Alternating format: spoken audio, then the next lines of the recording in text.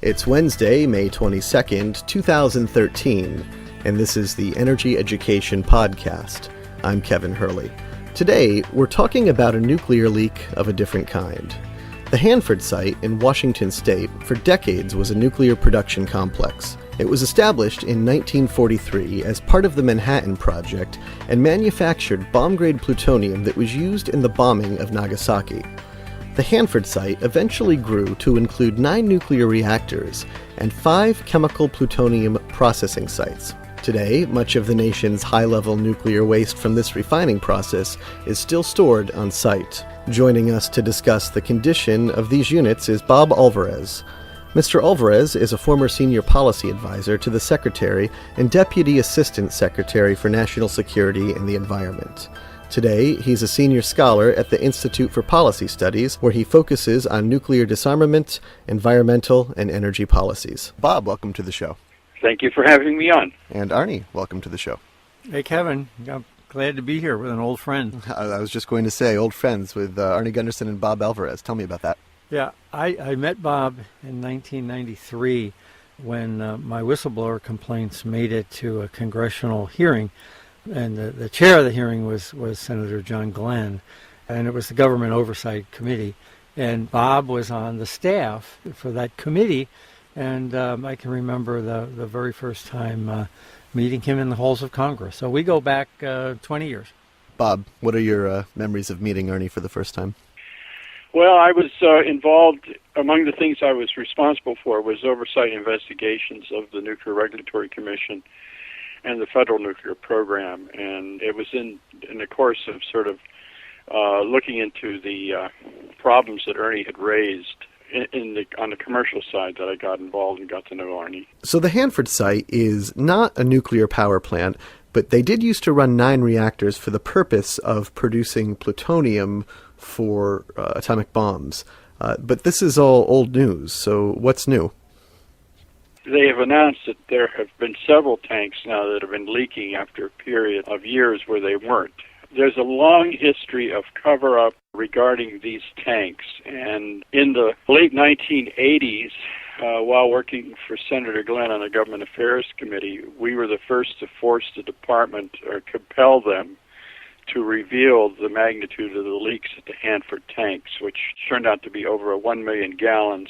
Roughly one-third of the tanks, more than one-third of the tanks at the site had leaked. They mitigated the problem somewhat by what they called removing as much liquid as they can from the tanks, leaving behind salts.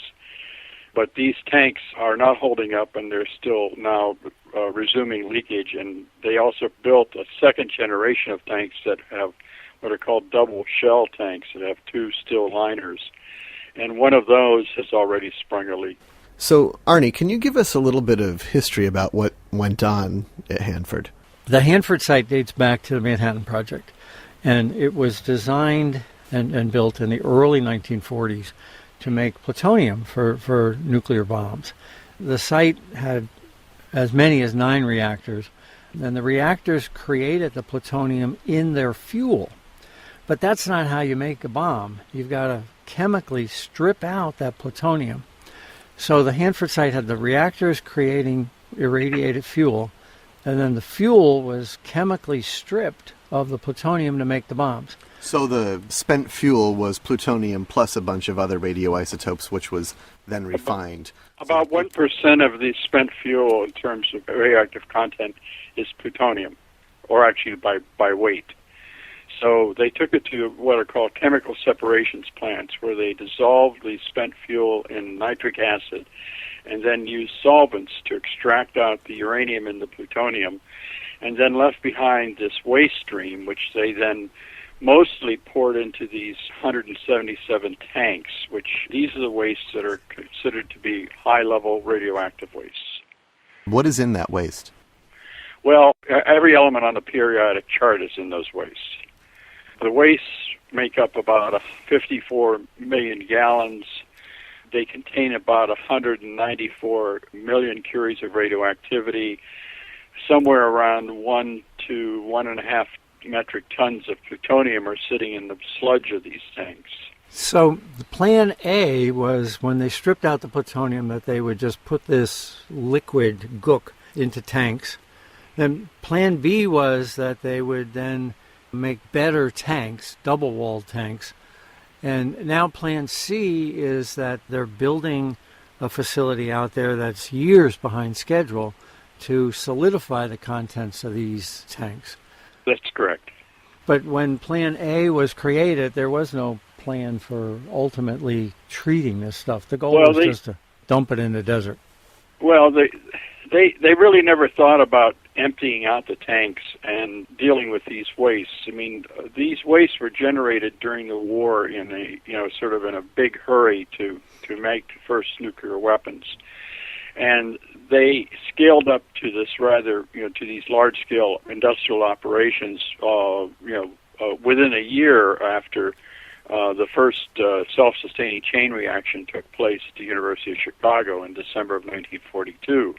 When they started to separate out the plutonium from the spent fuel, the waste came out as an acid, and so because it was acidic, the only way you could store this stuff would be in stainless steel tanks. Because there was a shortage of stainless steel during World War II, the DuPont Corporation, which was the company hired to build and run the first reactors and reprocessing plants in the world, just made a decision to mix the waste with lye, sodium hydroxide, and water to neutralize them and put them into carbon steel tanks. They never really thought about what it would mean once they did that in terms of getting that stuff out of there, because it greatly increased the volume. It created essentially sludge started forming on the bottom and was giving off tremendous amounts of heat from the radioactive decay, causing the bottoms of the tanks to crack out and leak. And so they never really gave much thought to removing these wastes and what it would take, much less rendering it into a form where it could be stable enough to be disposed of geologically for a very long period of time.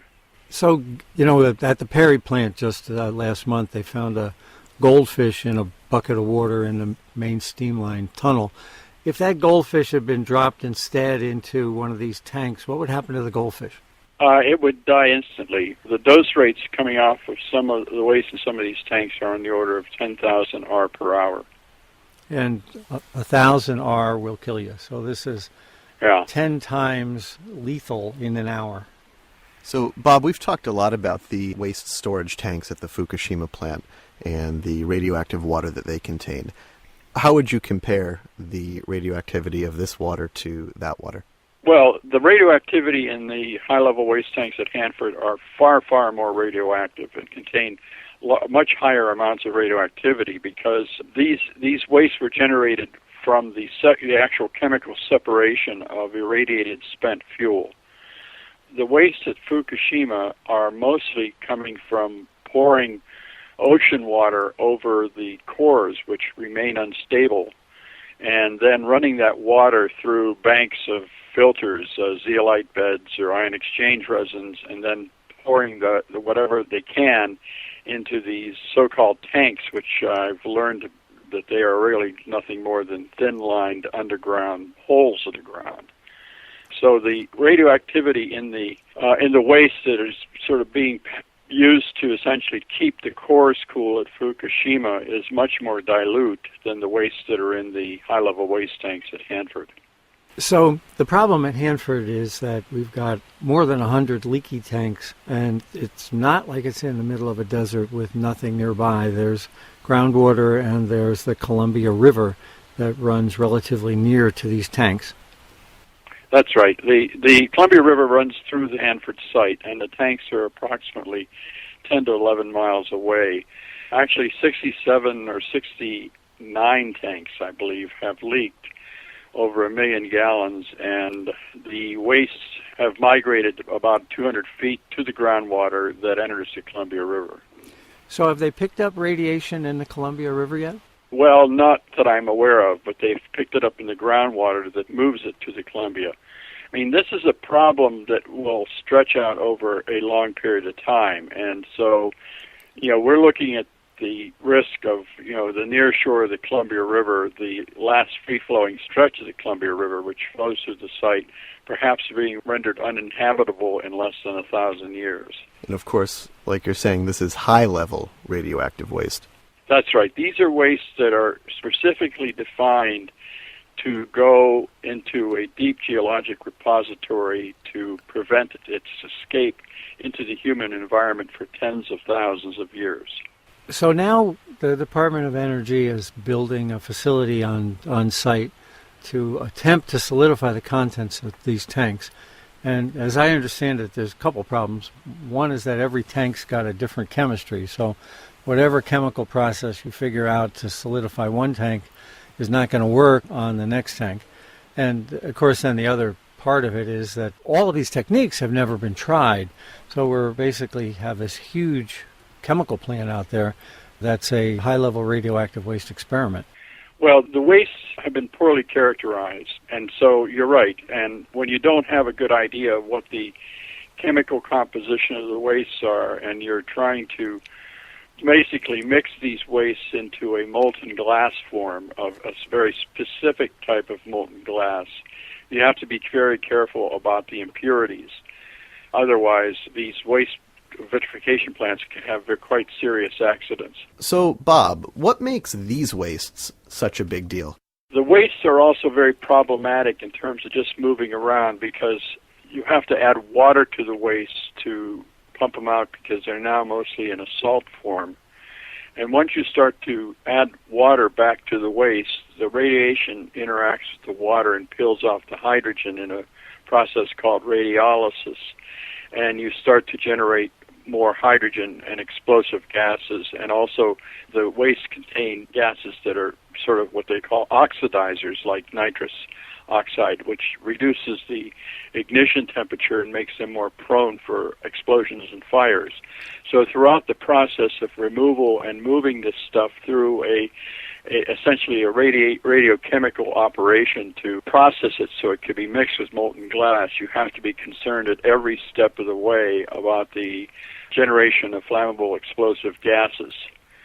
So these tanks have had histories of steam explosions, overpressurization with large quantities of hydrogen in their head spaces and things like that, which we uncovered over 20 years ago. So the tanks themselves still are safety risks. Having said that, a vitrification plant is not a reactor. It does not have the thick concrete and steel shield that surrounds the reactor vessel as an extra barrier to prevent the escape of radioactivity during an accident. What the vitrification plant has is something like 700 filters with no extra containment while it's handling very large, mega curie quantities, millions of curie quantities in batches. So if you don't remove certain impurities from the waste, such as chromium, aluminum sulfates, if this stuff gets into the melter, it can cause what are called phase separations, and if water gets in there, then you have a steam explosion, and you can have a catastrophic release of radioactivity that the Nuclear Regulatory Commission itself considers to be just as bad as a severe nuclear reactor accident. So we're really stuck between a rock and a hard place here. If you leave it in the ground, it's going to rot the tanks and work its way to the Columbia River, but if you try to vitrify it, which is a technical term meaning you try to change it from this liquid muck into a solid pellet that could then get stored in the ground. If you try to do that, you run the risk of an explosion comparable to a meltdown in a nuclear reactor. Well, and the problem here is one of trying to simultaneously design and build a first-of-a-kind operation that's never been proven to work before with material you don't really understand all that well. There's also a rigidity to decisions about how to proceed here. For example, the type of glass that the United States has decided on for these wastes, what's called borosilicate glass, requires a great deal of pretreatment. As I said, you have to take out these impurities or else you have real big problems down the road.